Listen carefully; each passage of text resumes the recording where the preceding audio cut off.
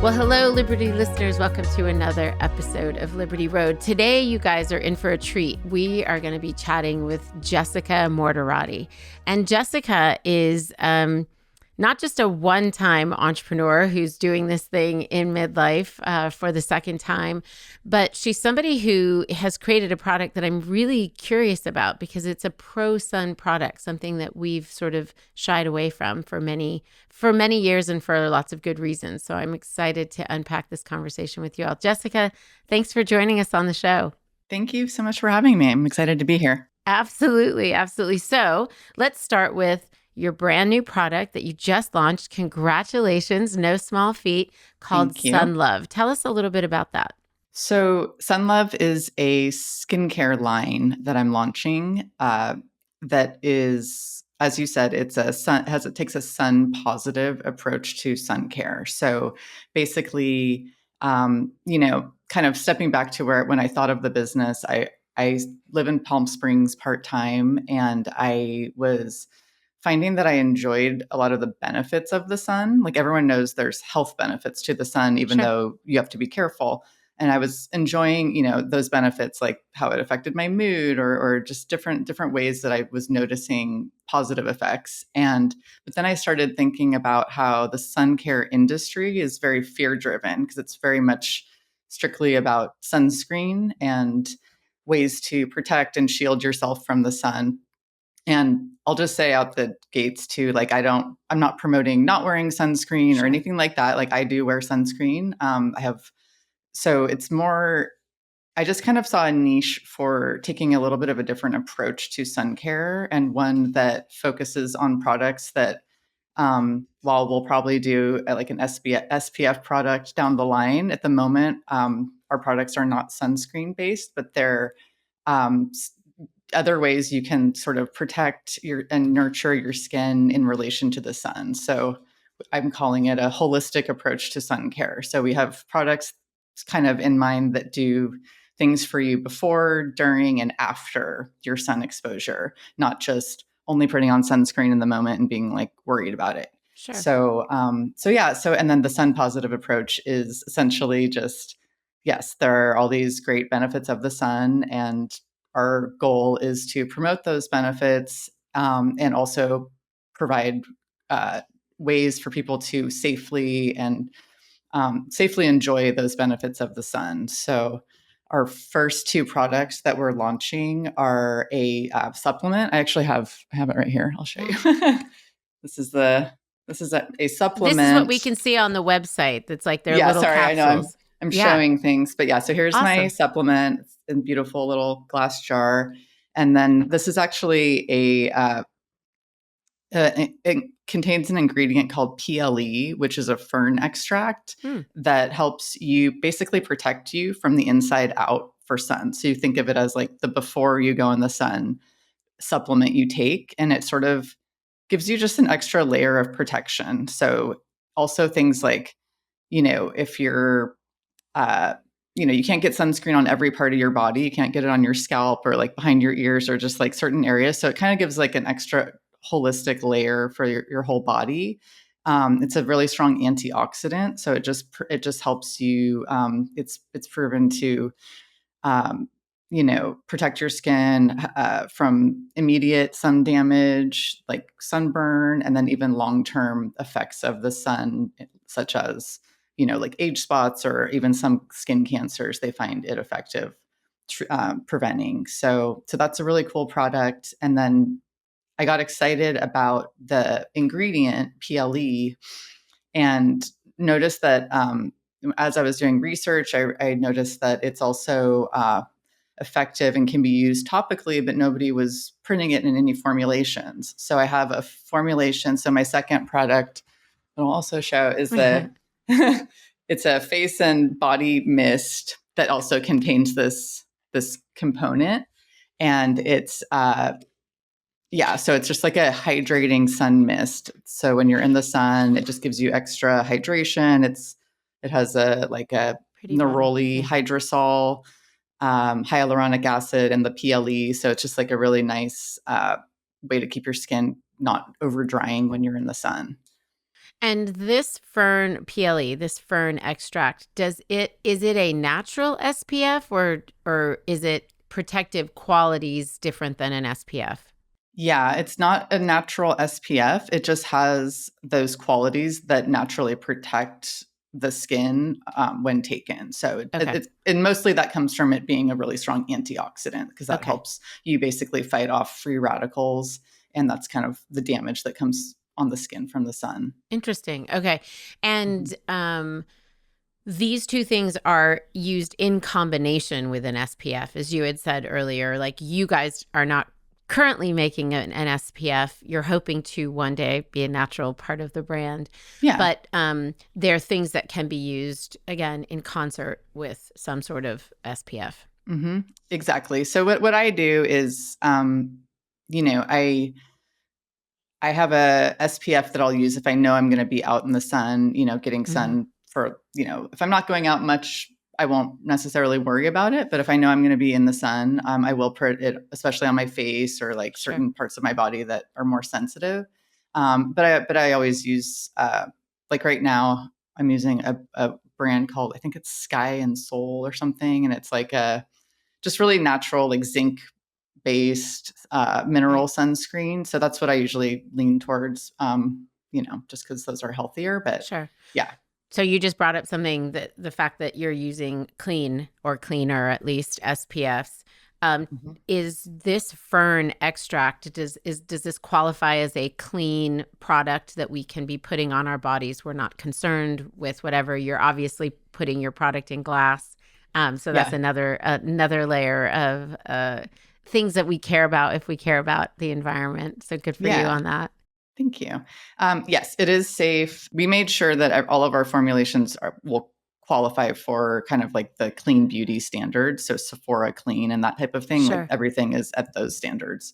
Awesome. Which will Yeah. which will be interesting as you're growing the company too. We're caring as consumers more and more about that. hmm Marketplaces are looking into that with with a more critical eye. So that opens doors for you to one day be on those shelves if you so Yes. choose to. Hopefully. Yeah. Yeah, hopefully we're gonna hope for the best. yeah. Um, and then tell us a little bit about, you've launched this. This is a new launch, by the way. We should tell our audience, like, you launched, and give us a date actually, because this podcast will come out in a few months. We launch on May 9th. Oh, So you are that's our launching. You launching. Yeah. look at us being We so early to I the know, I know. game. We're kind of pre-launch right now, but it's right around the corner, so it's exciting. But yeah. Okay, that is very exciting. So I want to go back a little bit to this is not your first rodeo. You have been an entrepreneur, you've been a founder before, a product that is a family favorite here in the Jones household. We love Mhm. Carmela's Ice Cream, which we used to go to the one in Altadena. Now, there's a couple things I want to ask with this kind of second time at the founder stage. One, I just want to kind of open this conversation around what Carmela's has recently been through. You guys are up in Altadena, as I just said. Mhm. You were impacted greatly by the Eaton fires. First, let me say I'm so sorry. Um, we, of course, miss you as a local favorite, but more importantly, how are you, and how is Carmela's, and what does the future look like? Well, thank you. No, I appreciate that. And I mean, those fires were so much bigger than any one person. It's like you Yeah, can't even really feel bad for yourself in a way because it affected so many people in the area. So I mean, obviously very grateful that our building is standing at Carmela and we are in the process of rebuilding and the community has really rallied around us. So I just feel grateful given the circumstances that we were presented with. yeah. But yeah, but thank you. Of course, of course. And what what does that future look like with you now running two companies? Well, actually, it's actually not my second rodeo. It's my third It's your rodeo. third. What It's was my your third first rodeo. rodeo? Well, Carmela was my first Okay. rodeo, and then I had started years ago, simultaneously with not at the same time, but after Carmela, a infrared sauna studio that I I knew that. launched. You told me that in a past conversation. My Yeah, apologies. Yeah. no worries. But so at that time, I kind of learned about, we were expanding Carmela at the time and also opening the new business, which feels all very similar to what I'm doing right now. Because I'm like Yeah. starting something totally new and different while like heavily focusing on the existing business. So I think I learned that that's possible back then when I was doing that. And so I know it's a lot, but yeah, I feel like it's one of those things. Like one time someone said to me, if you want something done, give Yeah. it to a busy A busy person. person. Yeah. Right. So it's a little bit like that. Like I feel like I'm just kind of running on adrenaline a lot of the time at the moment. And it's a phase that I know it'll taper off and I can breathe at some point. But yeah, it's Sure. busy for sure. There's also something so different about a new product, a new launch, a new market, a new way of communicating with a different audience that is, I think, for people who are entrepreneurial in their sort of spirit, in their soul. I'm one of Mm-hmm. those people.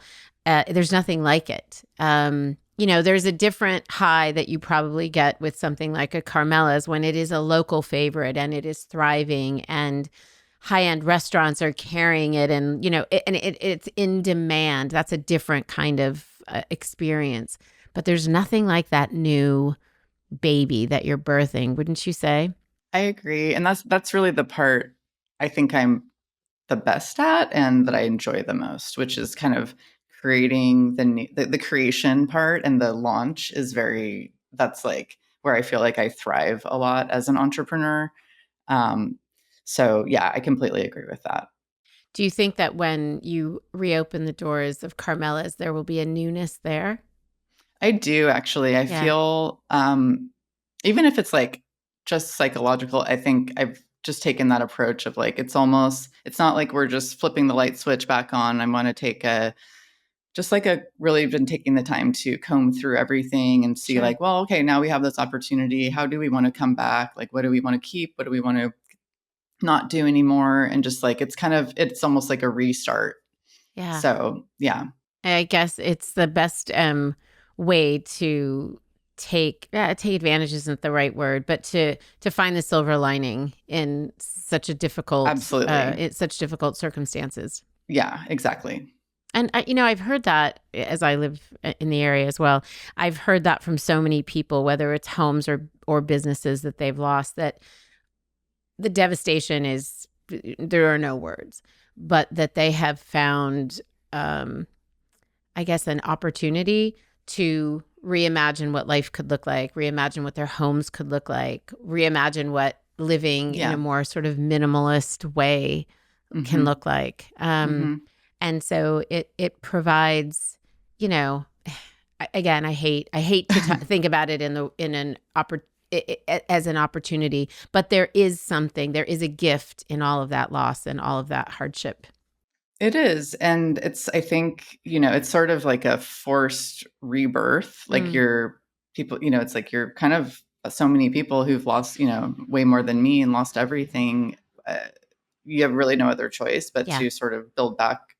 Yeah, of course, you take advantage of that opportunity to come back a way that you want to. And if you choose to change anything or whatever. Yeah. Yeah. Yeah. Well, we'll be excited when you swing those doors open again. We'll be Yeah. in Me line. too. Um, Okay. tell me a little bit about, because I'm really curious now that I'm very clear that it was this is your third rodeo. What, you know, with each opening of a new brand, you're also getting older and wiser and learning from all the lessons along the way. What are you doing in Sun Love that you have learned from the Hmm. lessons with the infrared sauna company and with Carmela's? Yeah. Well, Carmela was my first foray into business, and my actual stated goal with the business was just to learn about starting a business and running a business, and that was what I wanted to get out of that. And that's definitely been a lot of education for me. And the hot box, which was my sauna studio, uh, it was based on, things are based on my personal interests Mm-hmm. at the time. So at Mm-hmm. the time I was wellness is a big thing I'm into. And I was attracted to the business model a lot, like different. So at Carmela, we make everything from scratch, and it's very labor intensive, and the profit margins are very small. And half the time, it feels like I'm running a community service business and stuff like that. And it's hard. It's a hard business, especially when, because we're making everything, and it's not like we buy ice cream and resell it. It's not that. We do all the things, and catering, and so it's really. So I was attracted to like a more simplified business model, and I saw that in the sauna studio, and we set it up as a franchise, and that was a really cool experience of like just creating a whole different type of business model. And then for the skincare, it's also like something I've been super into all my life. I'm sort of like a better, like good skincare over makeup type of person. So I love, I've always loved skincare, and on that one, but my other two businesses were brick and mortar, and that's a whole thing. And I thought, it'd be nice to not have that. And so just kind of creating a more like direct to consumer brand was really appealing and exciting. But every time you do something different, there's a big learning curve too. Sure. But that's also part of the fun and exploration of creating the brands. Sure. And this brand is much more scalable. I mean, because of the brick and mortar thing that you mentioned, obviously, but there's just the growth opportunity, and probably the margins are very different than what you had been used to. Yeah. So it's exciting.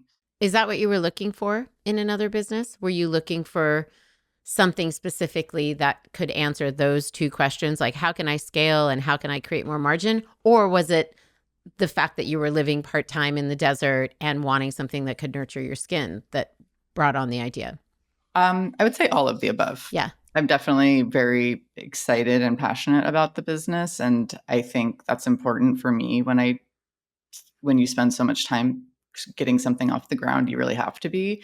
But I'm definitely like very excited about it. But also like I want it to have a good business model behind it, and a lot of growth potential as well. So learning from the past is that's what I want. That's why I think there's been such an important reframe around the word mistakes, that they're only mistakes if you don't learn from them, right? But if you take them along with you, mistakes are great. Yeah. They're lessons, right? And if you can make them fast and lots of them, just keep moving, then you take away so much more, and you can kind of put fear a little bit in the back seat too as you're moving forward.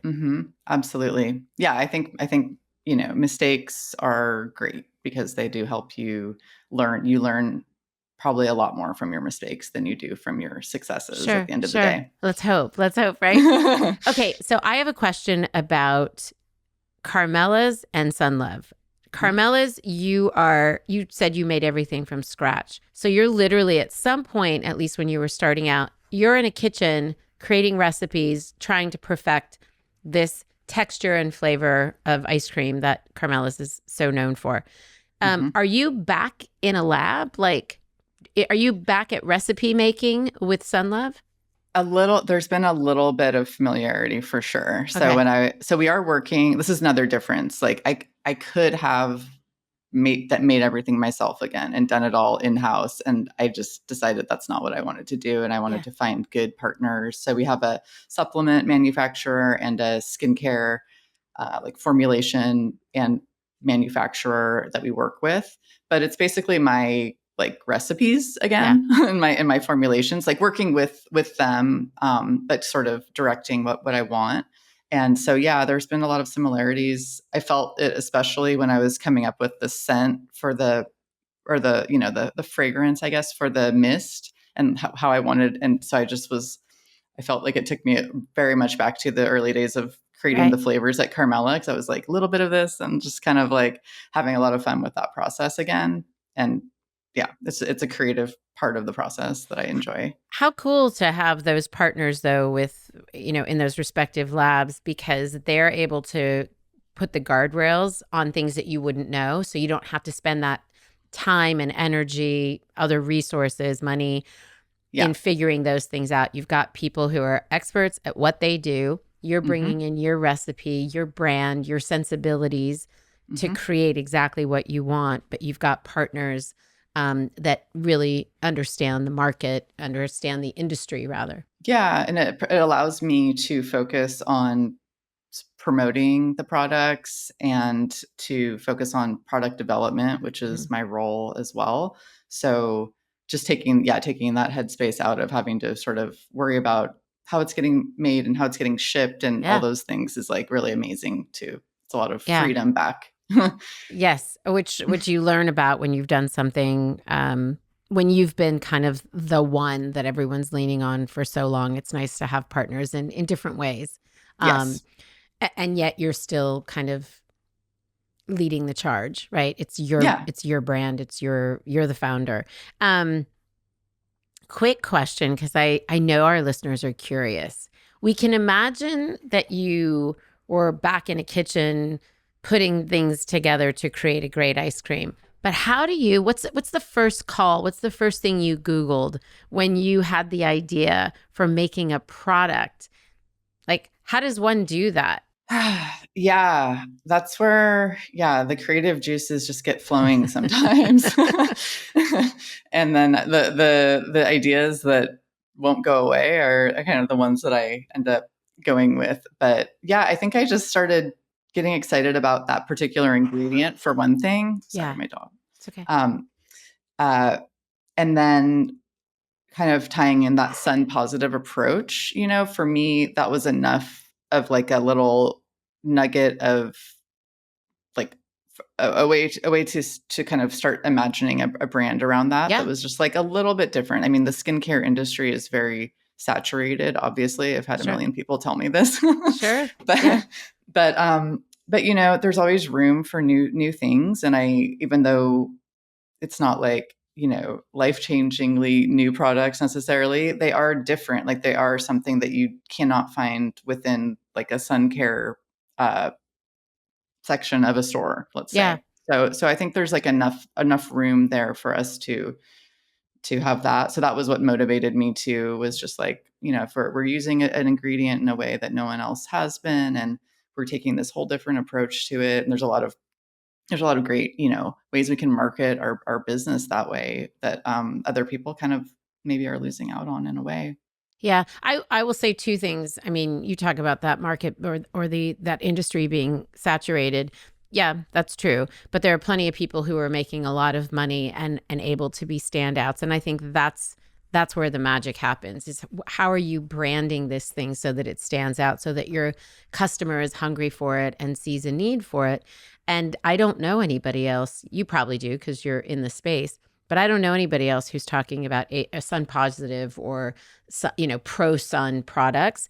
And Hmm. the other thing I wanted to mention is I know this has happened to me personally, but the lack of vitamin D that most of us are dealing with because we avoid the sun at all Hmm. costs Hmm. um, is costing us in other ways. So Yeah, there's a balance there. Like with a all hundred things, when the percent. pendulum swings, often we find our way back into some sort of happy medium. And so I think there's a lot of opportunity for this product to stand out in that backdrop of the noisy Yeah, retail space around beauty. yeah, that's a nice way to put it. And we're learning too. So I'm sort of learning how it fits in and where in a way. I have an idea, Yeah. of like maybe who our customers are, but I also like it could change. We've had a lot of people who are surfers, let's say, who Yeah. are Makes really sense. interested in it because they're in the water and the sunscreen washes off, and it's like that would be nice to have just like a little better, little something that I know, is protecting me, even though my sunscreen may have rinsed off 30 minutes ago or something. Yeah. And the hydrating part I think is really And the key hydrating too, part. right? Yeah.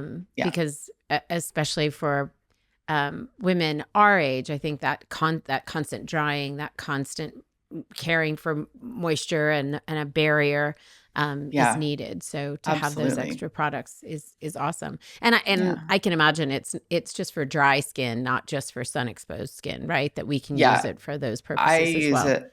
I use it all throughout the day. I actually Yeah. love it so much. It just feels really good, and my skin just glows when I use it. Well, So there you I'll do go. it. I'll do it after I get ready in the morning, and then kind of throughout the day as needed. But yeah, Okay. it's for really whenever. Okay. Thank you for those extra tips that are making us ready for your launch. And I just wanted to ask again because it sounds like your curiosity sort of led the way. So when you said, I like the idea of coming up with a product in this niche. I like the idea of a product that has, takes this approach. But you had never worked with a lab before. So does one literally just Google, like, I'm looking for a Mhm. lab? And I'm not asking for Yeah, your yeah. specific lab. I'm just trying to help those who are listening who have had an idea and just can't Mhm. imagine like what the steps are. And I Yeah. think that they often think they're much more formal than they in fact are. So many times you get inside a story and people are like, I Googled it, I asked around, somebody gave me a name of a friend, and it's just step by step by step by step. Y- Yep. Yep. So I'm like very passionate about the entrepreneurial journey. So Yeah. I actually have a podcast as well called Story of a Startup that is we talk about it all the time. And so I love those stories of how people got started and how they did the thing. And you're right. It's so often not at all what you would think, or there isn't some like magic formula that you have to follow that is the only way to do something. And it's really that's where the creativity comes in, I think, for people who can like what I usually tell people is the most important thing is just having a really solid vision of Mm. your final product or where you see it going and just like really know that. And I did that with my sauna studio. I remember so vividly, like I would just walk through the space in my mind and I knew what the music that was playing and I knew like the scent in the rooms and how the soaps were going to feel, like every little detail, because then every decision you make, all you're doing is asking yourself, okay, is this getting me closer to that vision, what I'm doing now? And so I think for me that's just how I approach it. So I have a really strong vision, um, and then just start taking logical steps and asking the logical questions. So yes, probably early on it was a lot of research, understanding, the products and the market and all those type of things, and then reaching out to manufacturers and try and learning about how that process works with different supplement manufacturers and skincare manufacturers and 3PL shipping companies, and just kind of just meeting a lot of people and talking about it and just learning. It's kind of just like going to school in a way. Yeah. And staying open. And I would say, and I've had to learn this the hard way, but also, holding the vision, as you said, but in kind of a loose hand. Like, don't have Mhm. such a tight grip that Yes, you're not listening to the market. You're not listening to, you're 100%. not, you're kind of handcuffed by circumstances, right? If you can open up a little bit, don't you think that's kind of where the magic can happen? I definitely agree with that. I think you can't hold on to anything too tightly. I think, but you have to, it's like relationships. It's like you have your Yeah. boundaries and then but you're Yeah. like, you have to stay open at the same time, but you kind of know like what you're doing big picture, but little things can change as you go along the path, and you have to be open to that. So yeah, that is a good point. Yeah. I think we experienced that. I experienced that here with Liberty. We launched a membership a year ago, sort of a beta group of people, and it was really focused on information. We were bringing experts into Zooms, and we had a Zoom book club, and there were a couple perks, and the two perks were a welcome box full of product of our favorite brands, Mhm. and um, discounts and perks with other brands that we loved, including, a discount to our big event. At the end of the year, I sort of studied the data because I love making decisions based on the feedback, Mhm. and called some people that were sort of our most loyal members and Sure. realized, hey, what is the thing that you love most about the membership? And it was the box and the brands that we were connecting them to. I was like, Mhm. okay, what if we focus on that? Had I had such a tight grip, I think I would have missed an opportunity to actually answer what we're trying to do, which is, curating this midlife space in the most meaningful way for our customer. So I've exactly what you're saying is something I've experienced firsthand. That's really wise, though. I mean, it's hard to do, I think, as very an hard. entrepreneur, because you're Yeah. like, I know what I want. I have my vision. Get out of my way. And Yeah. then that's not really how it works. Because at the end of the day, like, you do rely on your customers. So Yeah. it's something that I wouldn't say I've always been that great at doing. Like, I've been lucky that I've, I guess, created products that people do like. But what if, I didn't, and then I was being stubborn? So, Yeah. so I think about it now a lot with this. I'm like, we need to engage our community and like build our community and see what they want. And then that's Exactly. what it's all about. Exactly. And what I was surprised to learn is what we've built is trust and community. Mm-hmm. And so because even the people that weren't showing up for some of the Zooms, I'm like, why are you still paying? Why are you still here? And it was because they trusted the resources we were sending to them, and they loved what we were putting in the box. So I think it's also understanding what are your superpowers as a brand, and where can you expand those opportunities. Yeah. That's awesome. That's awesome. Okay. I'm curious about the age thing here. So I've asked you what you've learned along the way, but how has your age informed your response to issues with the business, managing team? How has it been, again, a superpower as you've gone through, again, now your third business? Well, I think if you're relatively self-aware and willing to reflect and willing to sometimes make that's adjustments. A high bar. Yeah. Not everyone is, I know. But if you are, I think there's just like, you just get wiser as you go. Yesterday was actually my birthday. Oh, happy birthday. Thank you. And just speaking of age, and I posted something that I think, I don't know, it kind of just like sums it up in a way. I just was, because I was thinking about it. I was like, okay, I like to reflect on my year and what happened and kind of like what I learned and that type of thing. And so what did I say? I just said, these are the lessons I've learned. And I said, love comes in all forms. Karma is real, and laughter can get you through most things. And for me, those were just like my big takeaways from the year and all my years, combined, really. It's like, I like to maintain a sense of humor. I think it's really important. And life is not meant to not be enjoyed. So, and then the karma, it's just, I think something I've noticed recently with the fires and stuff like that, I think I felt that a lot, because if you're just a good person and you consistently show up as a good person and people know that, like, over time, that comes back to you. And so just being, I'm not really finding the right word, but no, I think you're right. What you put out in the world, you get back, and what you had put out over lots of time, it was coming back to you in that moment around the fire. Trust me, people would not have rallied around you in that way had they not experienced you first in that loving or friendly way. If we hadn't been running a community service business all these years. It finally paid off. Yeah, thank God. Yeah. No, I think there's so much to that, and I love the humor part. I say to my 3 kids who are not in marriage age, but I say to them, find a partner that makes you laugh. Find somebody that doesn't take things too seriously, because man, life's hard. Yeah. I say that to my kids too. I have 3 kids, and it's just, you got to be able to laugh. You got to be able to find the joy, and always, there's always a way to find the silver lining. It doesn't have to be, so for sure. And how has let's focus on Sunlove in particular, since this is the one that you are launching less than a month after your birthday.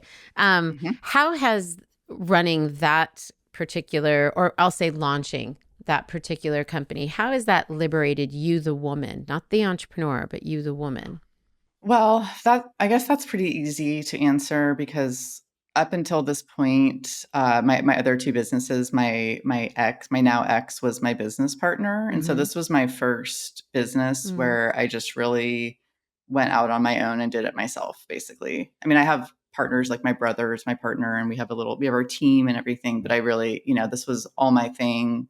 And And so that, as a woman, has been very liberating for me to just fully know that. And being at this point now, seeing it about to launch and everything is really very fulfilling from that perspective, to know that, kind of validate that I can do these things on my own and see it come to fruition is really exciting.